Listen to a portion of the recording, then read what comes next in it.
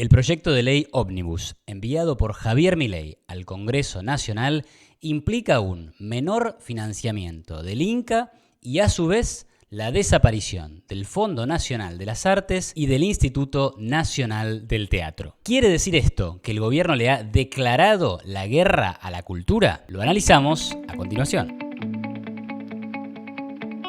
En los últimos días, el gobierno argentino envió un proyecto de ley al Congreso titulado Bases y puntos de partida para la libertad de los argentinos, en un claro homenaje a ese famoso libro de Alberdi, publicado en 1852 y titulado Bases y puntos de partida para la organización política de la República Argentina. Este libro sirvió como base para la famosa Constitución Liberal de 1853. Este proyecto de ley tiene 351 páginas y 664 artículos, con lo cual es bastante complicado de analizar todo en un solo video. Es por esto que en este video me quiero dedicar especialmente a analizar el contenido del capítulo 3 dedicado a la cultura y que viene generando mucha controversia y polémica. Hay 3 puntos que me parecen destacables de esta sección. El primero es que el INCA, o Instituto Nacional de Cine y Artes Audiovisuales, un ente público dedicado al fomento, la regulación y el otorgamiento de subsidios a la actividad cinematográfica nacional, va a recibir, si se aprueba la ley, un menor nivel de financiamiento. Es que en el artículo 564 de la ley Ómnibus se mantiene que el INCA estará financiado por un 10% de impuestos cobrados al precio básico de toda localidad o boleto entregado gratuita u onerosamente para presenciar espectáculos cinematográficos en todo el país, cualquiera sea el ámbito en que se realicen. También se agrega que puede ser financiado con aportes del presupuesto nacional o con aportes privados y demás. Todo lo cual ya estaba en la ley previa que regula al INCA. Sin embargo, en este artículo de la ley Ómnibus no aparecen 2 otras fuentes de financiamiento que antes sí figuraban y que determinaban que el INCA se iba a financiar también con un impuesto equivalente al 10% aplicable sobre el precio de venta o locación de todo tipo de videograma grabado destinado a su exhibición pública o privada, cualquiera fuera su género, y con el 25% del total de las sumas efectivamente percibidas por el Comité Federal de Radiodifusión en concepto de gravamen creado por el artículo 75, incisos A y D de la ley número 22.285. Según un artículo publicado en el periódico Página 12, eliminar este aporte automático del 25% implica el golpe más duro que podría recibir el INCA.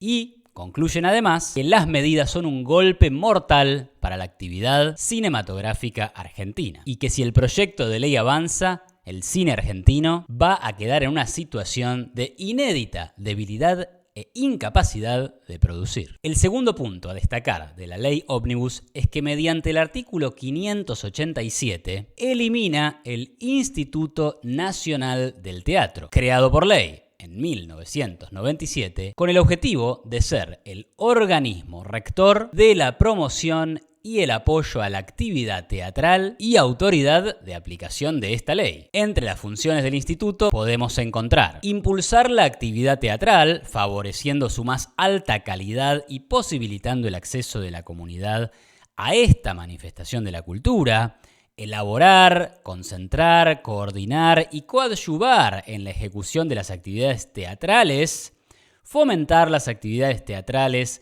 a través de la organización de concursos, certámenes, muestras y festivales, el otorgamiento de premios, distinciones, estímulos y reconocimientos especiales, la adjudicación de becas de estudio y perfeccionamiento, el intercambio de experiencias, etcétera, etcétera. Todo esto, claro, iba a ser sostenido con fondos públicos. Según el artículo 19 de la ley original del Instituto Nacional del Teatro, los recursos del instituto provendrían de las sumas que se le asignan en el presupuesto general de la Administración Nacional y con el 8% del total de las sumas efectivamente percibidas por el Comité Federal de Radiodifusión o el organismo que haga sus veces en concepto de gravamen. El tercer punto de la ley ómnibus relativo a la cultura es que en el artículo 589 se plantea también la eliminación del Fondo Nacional de las Artes. El Fondo Nacional de las Artes también es un organismo público cuyo objetivo es otorgar créditos destinados a estimular, desarrollar, salvaguardar y premiar las actividades artísticas en la República y su difusión en el extranjero. Todo esto, obviamente, también se financia con fondos tomados de los contribuyentes. De acuerdo con la ley que rige el Fondo Nacional de las Artes, los fondos provienen de un importe equivalente al 10% del precio de toda localidad o entrada a las fiestas danzantes o bailes efectuados en base a reproducciones musicales por medios mecánicos o cualquier otro que reste en ese acto la posibilidad del trabajo personal y directo de los artistas. Esta y otras fuentes coactivas de ingreso sirven para financiar el Fondo Nacional de las Artes, que a partir de la ley ómnibus quedaría sin efecto. Estos cambios y derogaciones han generado fuerte polémica. Una de las reacciones que incluso llegó a viralizarse fue la de la artista Marta Minujín, que en un video opinó esto. Hola amigos, acá estoy trabajando porque los artistas vamos directo al alma gratis, vendamos o no vendamos. Lo que quiero es subrayar que me parece terrible cerrar el Fondo de las Artes. ¿Qué hubiese sido yo en mis comienzos si no hubiese podido ir esos préstamos que me ayudaron a ir a París y mirar todos los grandes museos y aprender mirando? Es tremendo que lo cierren. Eso es luchar la cultura, y este país tiene que vivir de la cultura, como París. Vienen a ver todos los museos y el arte que hacemos nosotros. Así que no lo cierren. O sea que hay que sostener el Fondo de las Artes para que Marta Minujín viaje a París. ¿Este es realmente el argumento? En fin, la pregunta es si a partir de estas modificaciones y de la eliminación del Instituto Nacional del Teatro y del Fondo Nacional de las Artes, el gobierno está atacando a la cultura y por lo tanto está condenándola a desaparecer. Mi respuesta rápida es tajantemente negativa. Es que lo único que está haciendo el gobierno es reducir el apoyo público, el subsidio cargado sobre los hombros de los contribuyentes y destinado específicamente a ayudar a estos sectores. Ahora, hacer esto en ningún caso quiere decir que estos sectores, que ahora van a recibir menos apoyo de parte del gobierno, tengan que desaparecer. Como cualquier otra actividad productiva, el teatro, el cine o las artes en general pueden conseguir todo el financiamiento que sea posible en el sector privado. Y así funciona en otras partes del mundo e incluso en Argentina. No toda producción artística surge exclusivamente por el patrocinio y el apoyo estatal. En pocas palabras, eliminar el subsidio a una cosa no quiere decir eliminar la cosa. Ahora bien, me gustaría traer a esta discusión a un célebre economista, periodista y miembro de la Cámara de Diputados de Francia durante el siglo XIX, cuyo nombre era Frédéric Bastiat. Bastiat murió en Roma en 1850. Y cuando estuve allí, muchos años atrás, me fui a visitar su tumba y de hecho me saqué una foto. Así que acordate, si alguna vez vas a Roma, te vas a ir a la iglesia San Luigi dei Franceschi, que quiere decir algo así como San Luis de los franceses, te vas a sacar una foto con la placa de Bastiat y me la mandás. Pero bueno, volviendo a lo nuestro, lo interesante de Bastiat es que era un prolífico autor. Y en el año de su muerte se publicó un texto que se volvió famoso para la posteridad, de título Lo que se ve y lo que no se ve. Sobre lo que nos quería alertar Bastiat en ese texto era básicamente los costos ocultos de ciertas políticas gubernamentales. Para Bastiat siempre había efectos de las políticas gubernamentales que eran fácilmente visibles y que siempre eran buenos, lindos o que parecían simpáticos. Sin embargo, lo que era difícil de ver eran los costos que esas políticas traían aparejadas. Y bien, en este texto hay un capítulo exclusivamente dedicado a el financiamiento de las artes por parte del gobierno. Bastiat comenzaba preguntándose: ¿debe el Estado subvencionar a las artes? Y rápidamente planteaba el costo que esto tenía. El francés argumentaba: hay, para empezar, podríamos decir, una cuestión de justicia distributiva.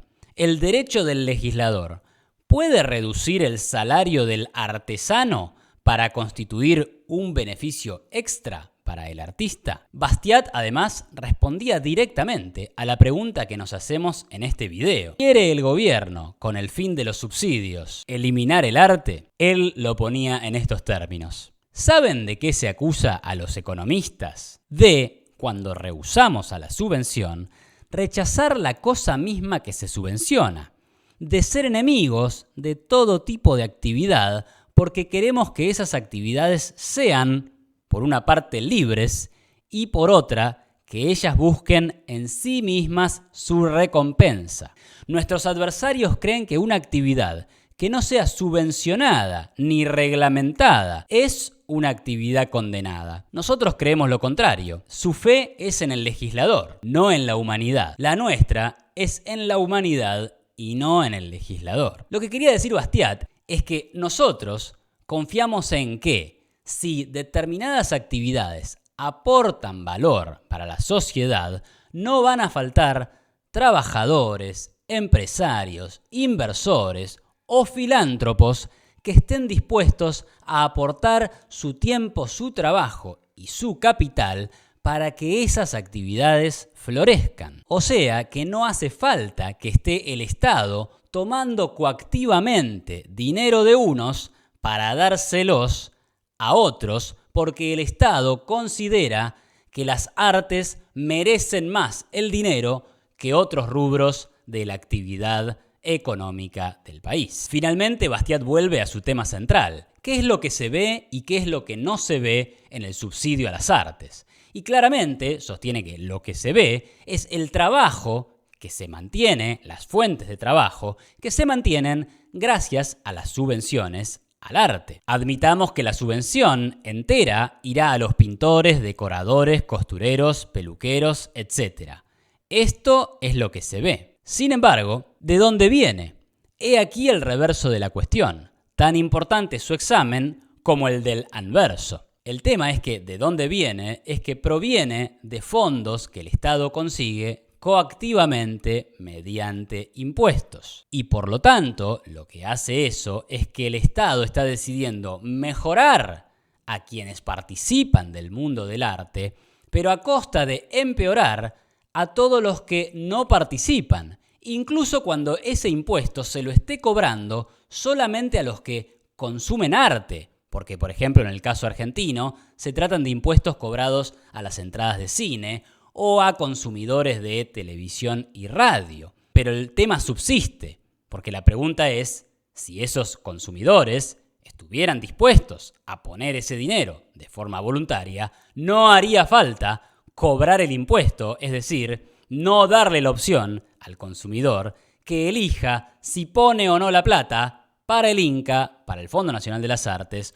o para el Instituto Nacional del Teatro. Bastiat decía: yo podría decir, quitando 60.000 francos a los contribuyentes, ustedes disminuyen los salarios de los agricultores, obreros, carpinteros, herreros y aumentan otro tanto los salarios de cantantes, peluqueros, decoradores y costureros. Pero Bastiat concluía que no había ninguna forma de establecer por qué lo segundo, mejorar a los costureros, era mejor que lo primero, empeorar a los obreros o a los agricultores. Lo que quiero decir, desde el siglo XIX que este debate al menos ya existe. Y la posición, al menos la posición liberal, es bastante clara. No se ataca a la cultura cuando se remueve un subsidio a la cultura. Simplemente se la pone en pie de igualdad con el resto de las actividades económicas, deportivas, culturales y sociales de una comunidad. Ni más ni menos, ni por debajo ni por encima. Algunos podrían decir que hasta en Estados Unidos existe el subsidio a las artes mediante el llamado National Endowment for the Arts. Pero cabe aclarar que este fondo fue creado en 1965 y como explica un muy buen artículo que les recomiendo leer del conocido economista norteamericano Tyler Cowen, incluso mucho antes de la creación de esta agencia, Estados Unidos lideró el mundo en arte moderno, música popular y cine, al tiempo que mantenía posiciones fuertes en literatura, poesía y composición clásica contemporánea.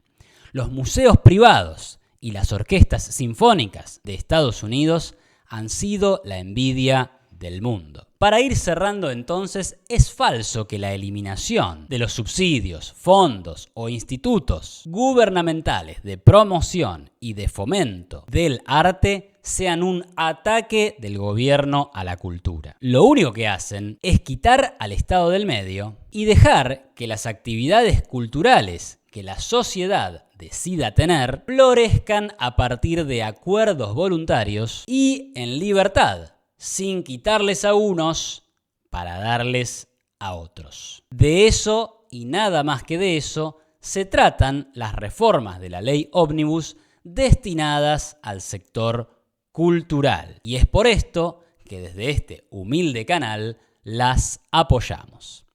¿Y vos qué pensás? ¿Estás de acuerdo con la reducción del financiamiento del INCA y el cierre del Fondo Nacional de las Artes y del Instituto Nacional del Teatro? ¿O pensás que el Estado tiene un rol importante que cumplir en estos ámbitos? Déjame tu comentario en la sección de comentarios y que arranque el debate. Y si te gustó este video, no dejes de darle me gusta, suscribirte a mi canal y compartirlo en tus redes sociales. Muchas gracias, nos vemos en la próxima y muy feliz año para todos, si no nos vemos antes.